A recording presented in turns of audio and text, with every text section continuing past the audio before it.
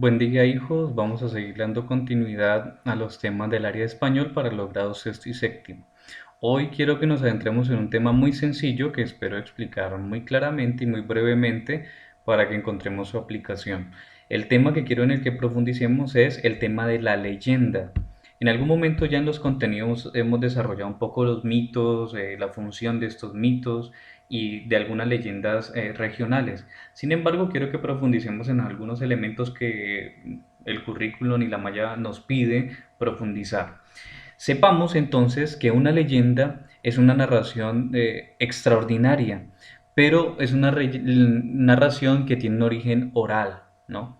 En un principio no fueron escritas, no pertenecen a la tradición oral que fue transmitiéndose de generación en generación y que después se vio la necesidad de poner por escrito para poder conservar lo que nos enseñaba. Normalmente las leyendas siempre han buscado explicar lo inexplicable, ¿no? O son narraciones que han surgido para explicar algún fenómeno natural, a través de una historia fantástica, pero normalmente basados en algún hecho real. Entonces se basan en una historia de fantasía, de irrealidad, de magia, para explicar algún tipo de fenómeno que sucedió en la historia dentro de la realidad. Eso básicamente sería una leyenda. La generación, como fue un paso de generación en generación, es muy probable que las leyendas se hayan ido modificando poco a poco, que cada generación le haya puesto su condimento, que cada generación le haya puesto su opinión, su visión de la vida, de las cosas. Por eso podríamos decir que la leyenda a través del tiempo o las leyendas a través del tiempo han sido recreadas, transformadas, enriquecidas de generación en generación. Sepamos entonces que son narraciones que se basan en la fantasía y en la imaginación del pueblo, porque las leyendas son de origen popular, es decir, pertenecen como riqueza narrativa, oral y literaria a los pueblos, son de origen popular.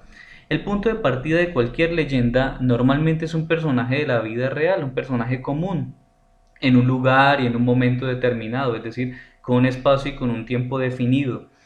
Esto le da realismo, esto podría ser, digamos, el elemento histórico de la leyenda, pero la leyenda entonces empieza a maquillarse para darle fuerza al relato con muchos elementos sobrenaturales, fantasiosos, a veces extraordinarios. Las leyendas tienen una pertenencia cultural, dado que ellas le dan identidad al hombre que pertenece a cada cultura.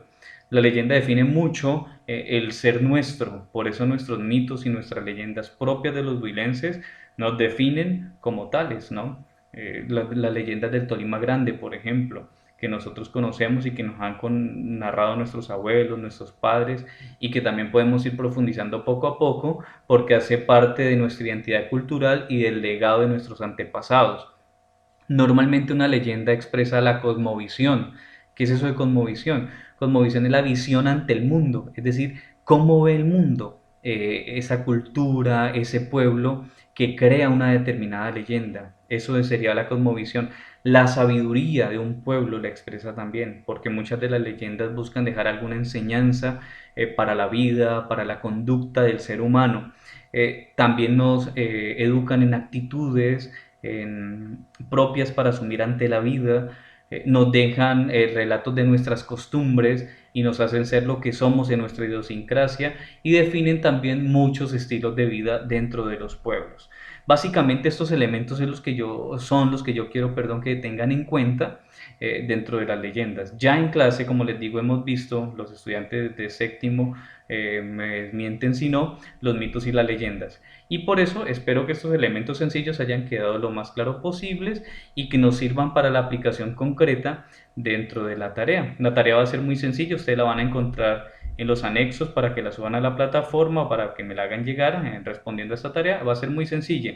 Va a consistir en la investigación de una leyenda, ponerla por escrito y publicarla en la plataforma en los tiempos establecidos para leerla y entenderla y descubrir estos pequeños elementos que encontramos teóricamente hablando de la leyenda, ¿no?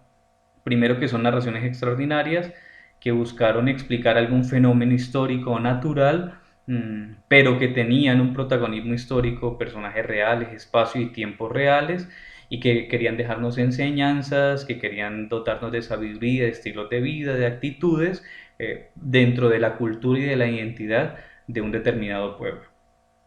Espero entonces podamos resolver las inquietudes y podamos resolver también la tarea anexa a este tema de la leyenda.